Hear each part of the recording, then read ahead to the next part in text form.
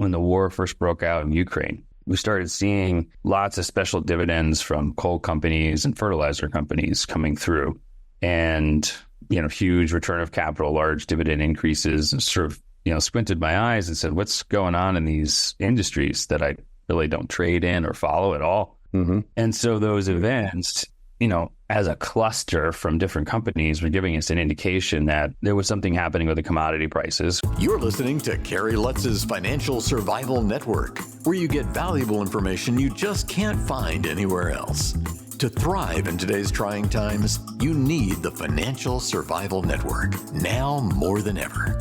Go to financialsurvivalnetwork.com and get your free newsletter and gift. Financial Survival Network, now more than ever. And welcome. You are listening to and watching the Financial Survival Network. I'm your host, Kerry Lutz. Well, AI is seemingly taking over the world. How you drive, how you research, all these things, how you do your work. And now AI is taking over the investment sphere. Andrew Einhorn is here with us from LevelFields. Got a unique system that really helps turbocharge your investment results. Andrew, it's great to have you on the show. So cut to the chase here. What kind of returns have you been getting from your AI investment research? They're pretty incredible.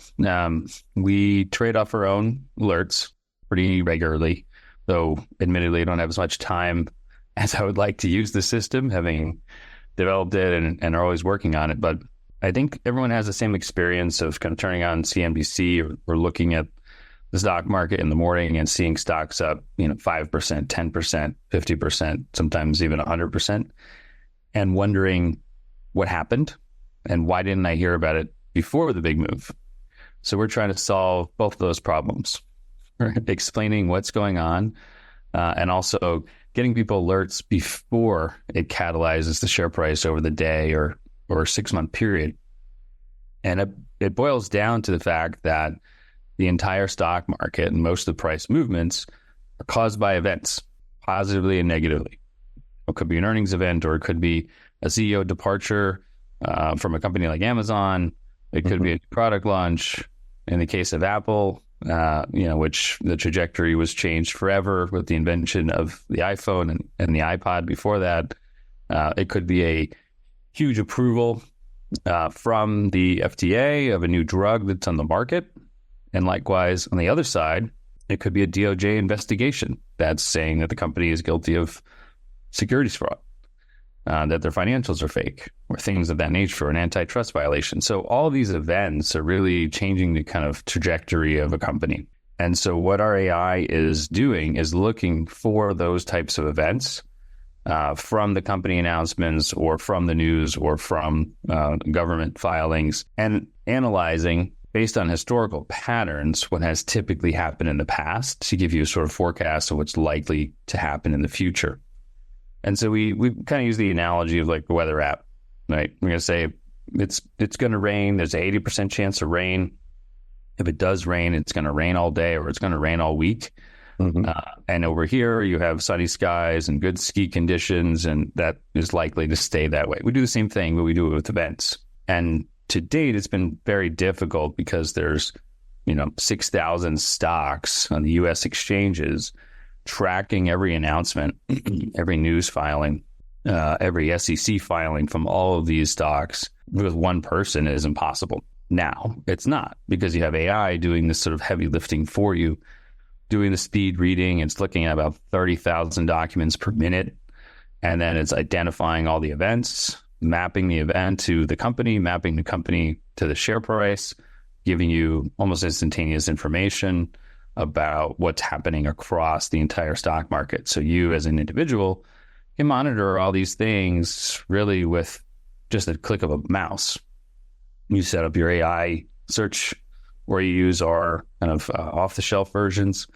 You click a button and you get an alert, when a certain type of event is happening that is a big catalyst. And if you want, you can filter that alert for just the type of investments that you make. If you like just big tech companies, large cap with, high profit margins, you can filter it and say, when this type of event occurs with this type of company, just let me know.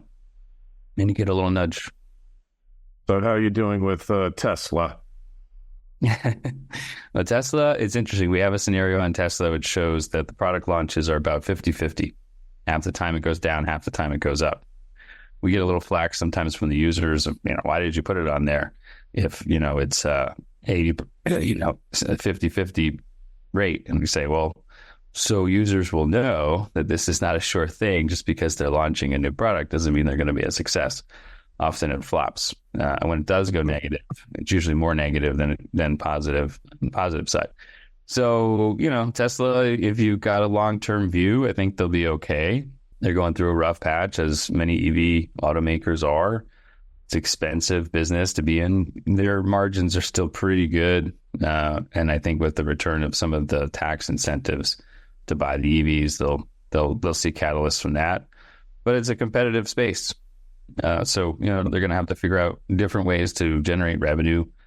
The charging stations will certainly help with that. If they can execute on the Cybertruck or any of the semi trucks, that will help boost the share price. But they gotta get those things off the line faster. Right. All right. So, can you use the AI system that you have to actually identify, opportunities without looking at specific stocks? Yes. You can use it for some trend spotting. For example, when the war first broke out in Ukraine, we started seeing lots of special dividends from coal companies and fertilizer companies coming through, and huge return of capital, large dividend increases. And sort of squinted my eyes and said, what's going on in these industries that I really don't trade in or follow at all? Mm-hmm. And so those events, as a cluster from different companies, were giving us an indication that there was something happening with the commodity prices. So we took a quick look and saw coal prices were increasing and fertilizer prices were increasing, largely because Europeans didn't have natural gas coming out of Russia because Russia had cut things off. So they had to switch to coal. That was driving up demand for coal. At the same time, a lot of certain fertilizers were coming out of Ukraine, Belarus, and Russia, and they couldn't get out because the seas were blocked. So companies in the US and companies in Canada were able to then sell their fertilizer products like 100% increase in price without doing anything different. That led to tons of free cash that they had, and they gave that cash away to shareholders. So you can pick out these sort of macro trends based on sort of the company reactions at the micro level and see, what may be happening out there in the market that you would probably normally miss. We see similar going on in the defense contracting space right now, where unfortunately we're in a environment where there's a lot of global conflicts. And if you're dealing in arms or drones, you're doing very well on a business side. Mm-hmm. All right. So as far as sectors of the market that you think are ripe, perhaps undervalued, what are you seeing here? Undervalued is a little hard to find right now. The market is I wouldn't say it's overbought, but it's strongly bought. You do see discrepancies in prices kind of on a go-forward basis where, companies are reporting pretty incredible earnings and sequentially, might be 20, 30, 60% increase. Like I think today reported a company called Giga Cloud, which is sort of a matchmaking service that allows makers and manufacturers of large items like couches and things of that nature to not only find buyers across the world, but also ship those items to them. Mm-hmm. And the company's undervalued, assuming that their financials are accurate. They are, growing revenue at 100%, growing earnings at 67%, profit margins at 90%, sort of, you find those little gems like that come through. And we have a scenario that looks at kind of momentum indicators as well. And so stocks like that will pop up as well as, some really interesting consumer beverage companies like Celsius. Mm-hmm. That one coming through it sold off a little bit in the aftermarket, but I think it's rising today because they did they only did 80% increase in profit margins and not higher, it's a little much. But the company's been growing revenues at 100% year over year, and they have a huge distribution arm deal now with Pepsi, very likely to get acquired, I suspect, by Pepsi. If they don't buy them, it would be a bad move on the Pepsi's behalf. But so we do see utilities kind of rising now, and see some signals in the utilities industry that there's increased demand from data centers. Mm-hmm. So the Portland utility company, I think the ticker is POR, and they just reported 27% increase in revenue, which is very large for a utility company. And it's because there's a lot of data centers that are fueling this AI boom, and they're based in Portland. And so the energy needs are quite high. So those utility companies are making more money. Okay. So, individuals are able to use your system here? Oh, sure. Yeah, it's very user-friendly. We tried to take out a lot of the difficult pieces in investing, right? So there's essentially three types of investing you can do. You can do fundamental analysis, sort of Warren Buffett style, look for, undervalued companies, companies with a big strategic moat, and you have to understand how to analyze their balance sheet, analyze their income statement. That's sort of difficult for most people. You have technical analysis where you're not really looking at anything other than, price movements going up and down. Easier maybe to interpret, but highly prone to error because every time an event happens, it changes the signal. And then you have event-driven analysis, which really was not available widely for everybody until we launched our platform. It had really been reserved for, trading on news headlines, but mainly from sentiment or gut reactions, and looking at how hedge funds were doing it more statistically, and kind of democratizing that so everybody can access. So if you walk onto the system as an individual user, and it's only a couple $100 a year, you can see on a daily basis, 10 to 40 different event opportunities. Some of them are 2 to 5% gains. Others might be, almost 100% gains, depending upon the size of the event, type of the event, and so forth. So you're really kind of looking at almost like an interface, like you would go look for a flight, look for different events that are moving stocks, and you can make short-term trades, you can make longer-term decisions. You'll certainly see a lot and learn a lot from the platform just by being able to have a broader view of the market, and not just the price moves, but why those price moves are happening. What is driving them?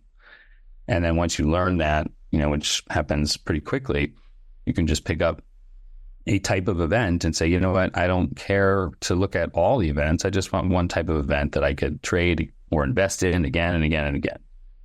Different, stock or option traders will make different decisions. So, an option trader might come in and say, I just want to make 5-10% a week on option contracts, or 50% a month. A long-term investor might come in and say, I'm really interested in companies in transition. Companies that are decreasing assets, increasing profits, focused on the bottom line. And we have a activist shareholder scenario where typically it's a 6 to 12 month period of time after the activist comes in and tries to kind of chop costs and drive the share price up and drive the value up. And it's really pretty easy. You just invest alongside them. When they come in, they're going to do the heavy lifting and actually change the company, and you'll benefit, by being kind of along for the ride as an investor. So there's something for everything on the system, and you'll get a little bearish or bullish indicator. We have a lot of help information on the platform of how to look at and interpret these types of events. So if you're looking at different ways to make money in the market, or you're trying to think about a side hustle, I would say look at LevelFields. You'll certainly make back the $200 investment over the course of a year. It only takes one good trade or one good stock pick. All right. Sounds good. So how do we find you on the web? How do we connect with you? Check out the company. You just go to levelfields.ai. You can sign up. If you're listening to this and you're, working out or doing laundry, just text yourself levelfields.ai. There's a podcast coupon discount I can give you called it's podcast with the number 23 at the end. They give you a discount for signing up, for your audience, having listened to this. Right. And I would say, if you don't think this is for you, it's probably for somebody else let them know about it. They'll be happy you made the introduction. Sounds great. All right. Well, we appreciate you coming on, Andrew. If you got a question for Andrew or myself, shoot me an email, kl@kerrylutz.com. Link to the company's site is found in the show notes to this interview on financialsurvivalnetwork.com. Just click it, take you right there. And while you're on our site, please sign up for our free newsletter. Got one going out shortly. Andrew, appreciate you coming on, and we'll definitely be following you and the company closely. Great. Appreciate it. Thanks for having me. Thanks for listening to Kerry Lutz's Financial Survival Network, your solution to today's trying times. For the latest, go to financialsurvivalnetwork.com. Financial Survival Network, now more than ever.